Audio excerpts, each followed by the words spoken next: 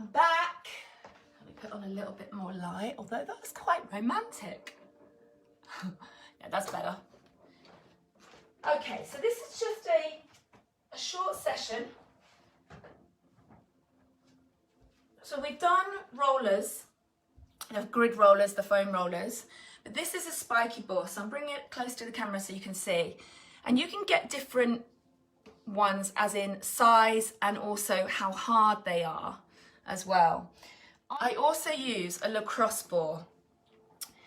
And I find, hi Lisa, I find that this is, I wouldn't say better, it's got its pros and cons. So I use, if I'm really tight in a certain area, then this is just too painful. So I use this.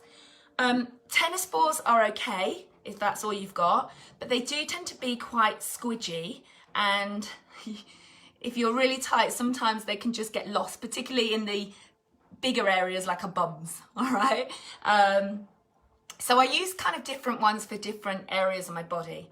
And this is about, if you're really tight in a certain area, particularly around like the upper back, what we call the traps, the trapezius muscle, here, we can get in there, we can get into the butt, we can get into the calf. So I'm going to show you some key ones that you can do.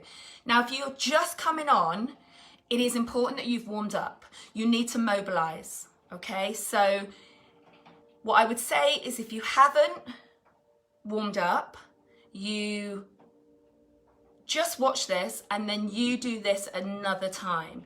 So these are great to do. You could do these as a part of your warm-up, but I tend to do them more afterwards, or if I've got some particular tightness, I do them afterwards.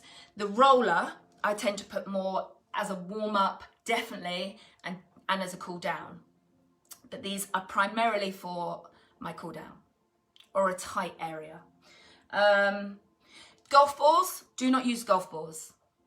They hurt and they won't work, okay? So like I just said, Karen, I think you've just come on. What I'm saying is, just watch this and then make sure that you do a warm-up before you do it, all right? Or if you're doing it, that you're just doing it very lightly. Definitely don't go in deep unless you've done a class or a workout before, okay? That's key. We will just do a couple of loosenings just through the spine. So let's take the arms up and then just rotate round. Now I really want you to take this as far round as you can go and as slow as you can. I'm going to do one more. No shoes, optional socks.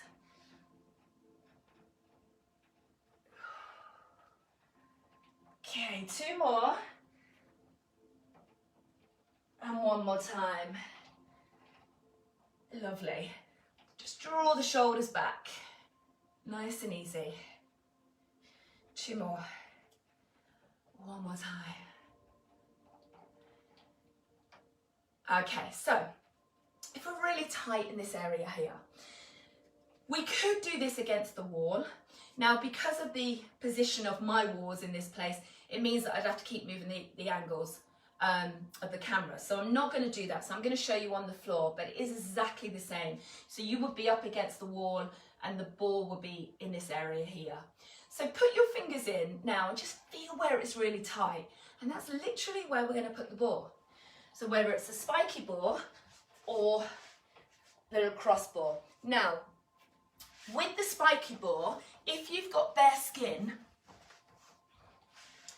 it might be a good idea just to put a towel around that area, like a cloak, okay? Or put a sweatshirt on. And then it's about finding that area where you've got that tightness, and then I lift my bottom up and I open my arms out to the side and maybe just wave them. Now, it's not the easiest position to get into, but goodness me, you feel it. So you just move in slightly to the side, forward and back, and it's just releasing the muscle tension. That's literally what we're trying to do. We're releasing the fascia. So we're not aiming to go really, really deep and we bruise. Although if your skin is very thin, and also for me, I'm very pale, I do tend to bruise a little bit easier as well. And as I've got older, I definitely bruise a bit more. So don't panic if you bruise, but you're not aiming to get that. That's not a good sign of, oh, really went in deep. That's not what we're aiming for. Now, as you do that, I, like I say, just move my arm up and down, and that just opens up a little bit more into my chest. Because remember, and I've spoken about this before, if we're very tight in the back, it's going to bring our shoulder forward and we're going to create tightness here. And for swimmers, or for triathletes, in fact all athletes, let's be honest, but say for swimmers where everything's coming forward, in cycling everything's coming forward, what you're going to find is that your range of your swim length, your stroke, is going to shorten, and then you're going to have to use more energy. So it's really important that you do these releasing exercises. Okay, one more, and then we're going to move to the other side.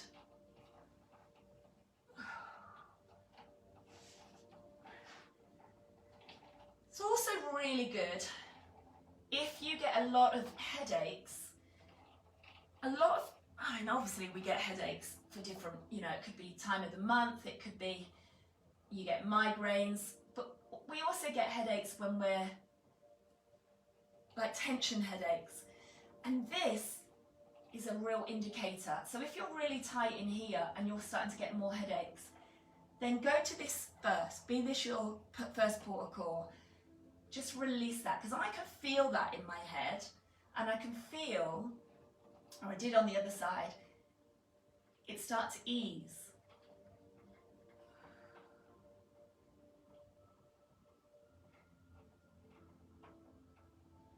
For you, Lisa, as a hairdresser, this would be so effective for you.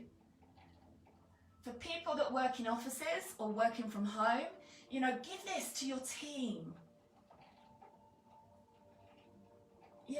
So many people are working from home in the not quite the right environment with regards to the height of their chair, their desk. They're putting their laptop on their laps, which is okay for a short term, but it's not okay long term.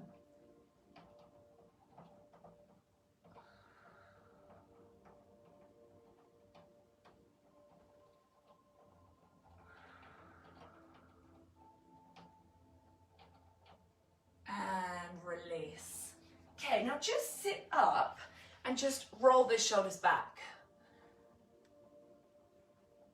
Now it's not going to be a miracle. They're not going to suddenly be 100% better, but do they feel a little bit looser?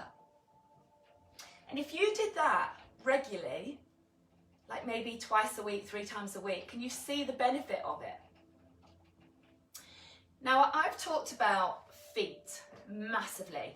Your foot goes through so much in a day. I mean, for a start, it's carrying us around, all right? But we need to make sure that we loosen the foot.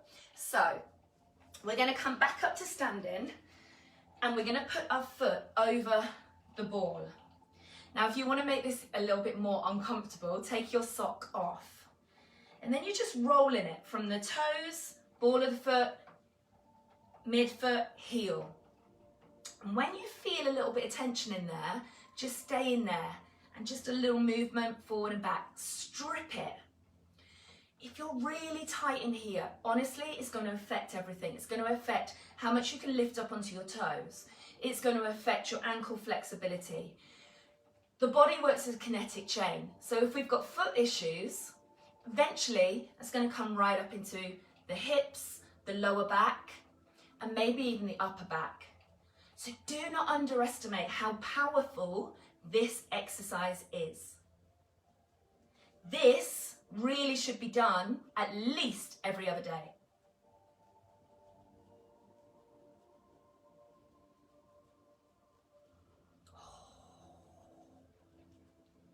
Okay, let's change sides.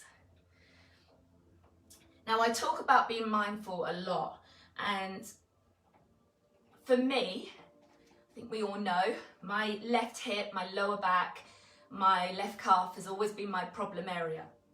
Now, being mindful there, I know you haven't got mirror image, but I've just done my left and now I'm doing my right.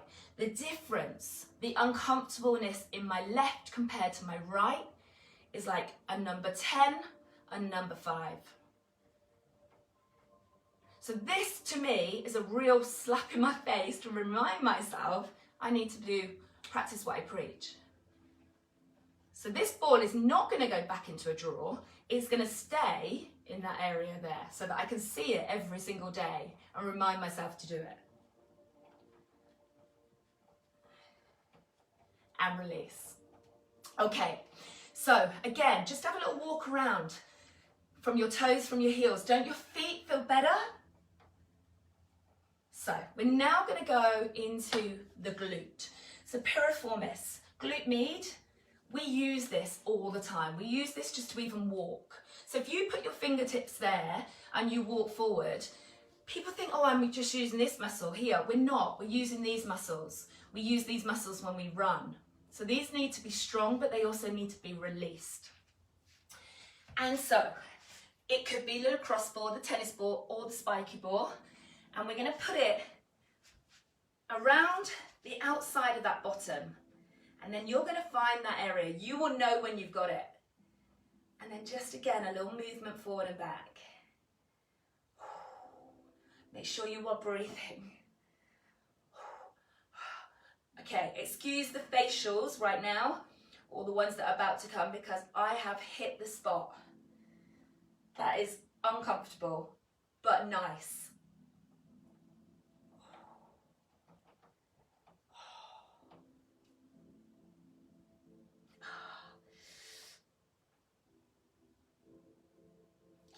Keep breathing.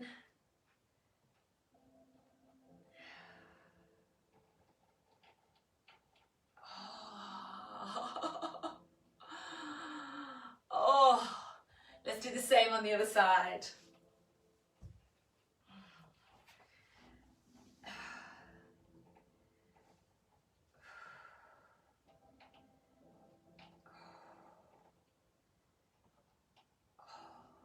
It's uncomfortable, but it's nowhere near as bad as the other side.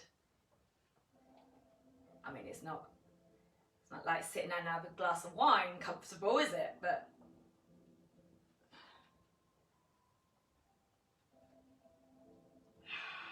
yeah, okay, it is still quite uncomfortable.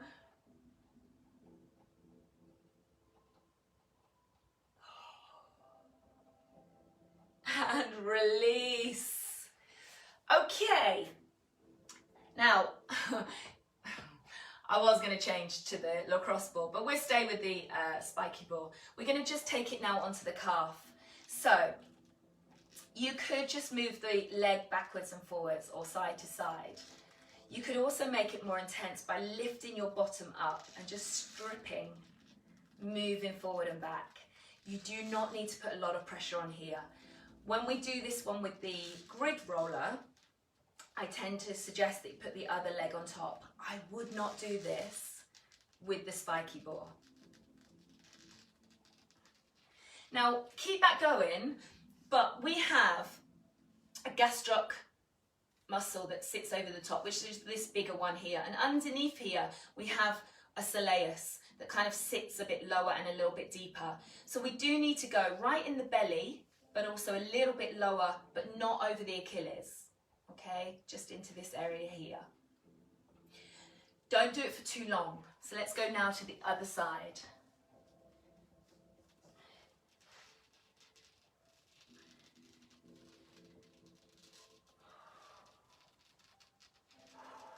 Keep breathing.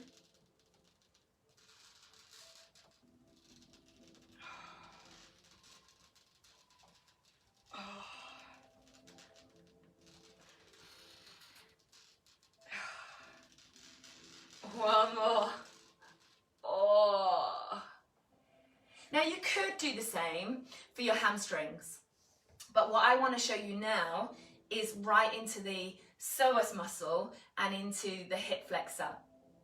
So this is not the easiest position for me to show you from, but basically we're going to lay over and we're going to have the ball in this area here.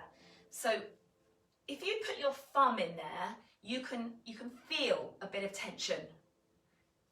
And that's where we're going to try and get.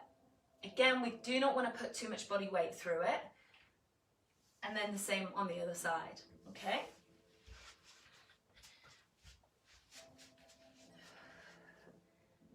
All right, so I'm going to come slightly on an angle. I'm going to place it and then just get it into that top of the thigh area. And you'll know when you've got it. I've got it. And again, just maybe a little bit of pressure on there, maybe a little movement side to side, maybe a little bit forward and back. Of course, you could go into the actual quad if you want to, but I find that this works better because the psoas is attached to the hip, to the back, to the quad. So we need to, if we can get into the main part, it's going to help all of those areas.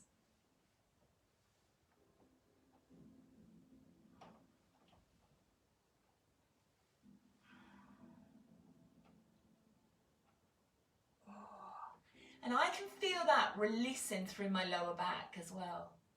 So it's a bit like the back and the chest, they're connected. Okay, shall we do the other side? Not really a question, we are going to do it.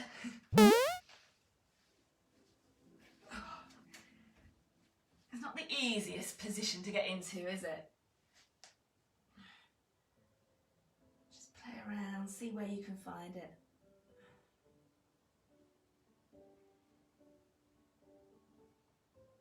Oh, I've got it. Got it.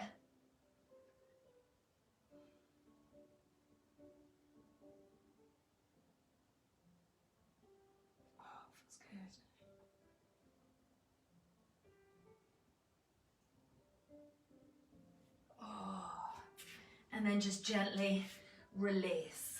Now I want you to come ever so slowly up through your spine. And I want you to just roll back and just have a little walk around, maybe about 20 steps. Walk through from your heel to your toes. Do you feel that you've got better posture? Do you feel looser? Hopefully so.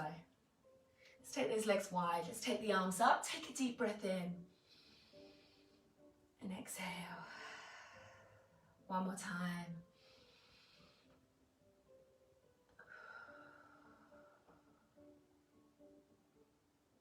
And you are complete. Well done. I hope you found that useful.